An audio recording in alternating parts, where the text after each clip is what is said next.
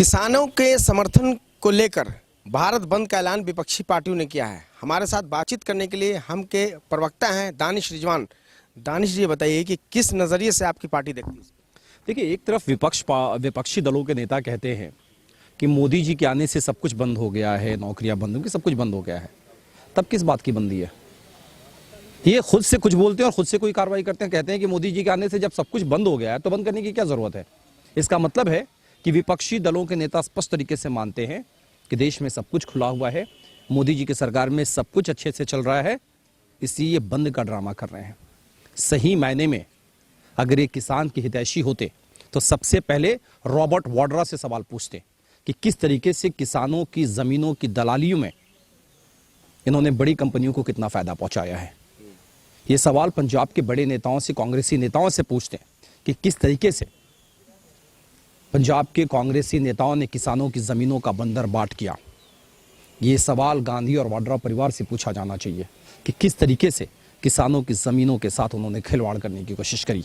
आज जो पूरे बिहार में बंदी हुई, पूरे देश में बंदी हुई, खास के बिहार में हम लोग हैं, बिहार को भी देख रहे हैं, तो क्या लगता है कि किसान सड़कों पर दिखाई पड़े? आप लोग क्या लगता है? देखिए, ये बंदी नहीं, ये गुंडागर्दी थी राष्ट्रीय जनता दल की। आपने देखा कि छपरा में किस तरीके से गाड़ियों में तोड़फोड़ किया गया है, एम्बुलेंस को रास्ता तक नहीं दिया गया। हाजीपुर की भी स्थिति वही थी, भोजपुर की भी स्थिति वही थी।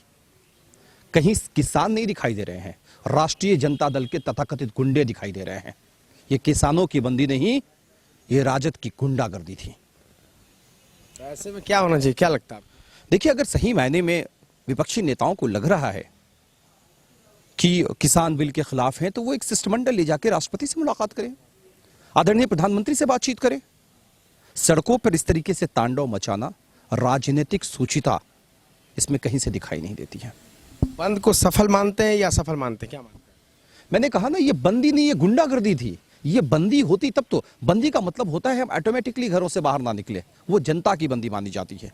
लेकिन आप गुंडागर्दी करके दुकानों को बंद कराएं, गुंडागर्दी करके सड़कों रोक दें, तो उसको बंदी नहीं कहते, उसको गुंडागर्दी करते हैं। बंदी हम लोगों ने दिखाई थी जब SC/ST कानून में छेड़छाड़ हुआ था, तो पूरा देश ऑटोमेटिकली बंद हो गया था। वो बंदी थी, और ये बंदी नहीं, गुंडागर्दी है।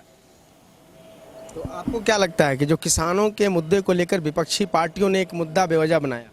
देखिए, सबसे पहले ये बात किसानों को पता है कि विपक्षी दलों को, नेताओं को जब देश में कोई मुद्दा नहीं मिल रहा है तो उनके नाम पर ही अपनी राजनीतिक रोटियां सेक रहे हैं। पूरे बंद में आपको कहीं कोई किसान दिखाई दिया है क्या? पूरे बंद में कहीं आपको ऐसा दिखाई दिया है कि सड़कों पर किसान आंदोलन कर रहे हैं? पूरे बिहार में हर तरफ आप देखिएगा कि राष्ट्रीय जनता दल के, CPI-ML के, CPI के, कांग्रेस के, विपक्षी तमाम दलों के नेता सड़कों पर तांडव मचा रहे हैं, उनके कार्यकर्ता तांडव मचा रहे हैं। किसान तो कहीं है नहीं। तो आप ये कहिए कि किसान के बहाने अपोजिशन को एक रोटी सेकने का मौका मिल रहा है, लेकिन देश के किसान, देश की आम आवाम पूरी हकीकत को समझ रही है। तो इसका असर जो आज देश में बंदी हुआ, पूरे भारत की अगर हम बात कर लें, तो इसका असर केंद्र सरकार पर पड़ेगा? मैंने आपको स्पष्ट तरीके से कहा कि देश आज मजबूत हाथों में है।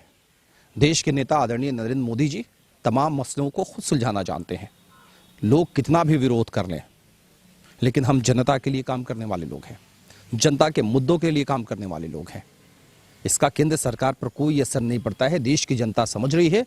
देश की जनता को, देश के किसानों को, देश के नौजवानों को नरेंद्र मोदी जी के नेतृत्व पर भरोसा है। चलिए, बहुत बहुत शुक्रिया दानिश रिजवान, जो बता रहे थे साफ तौर पे कि जो खास तौर पे बंदी हुआ, भारत का बंद हुआ, विपक्षी पार्टियों ने इसे बेवजह मुद्दा बनाया है। केंद्र सरकार मुकम्मल तरीके से किसानों के लिए काम कर रही है और नरेंद्र मोदी मुकम्मल तरीके से देश के लिए, देश हित में सोचती है, किसानों के लिए सोच रही है।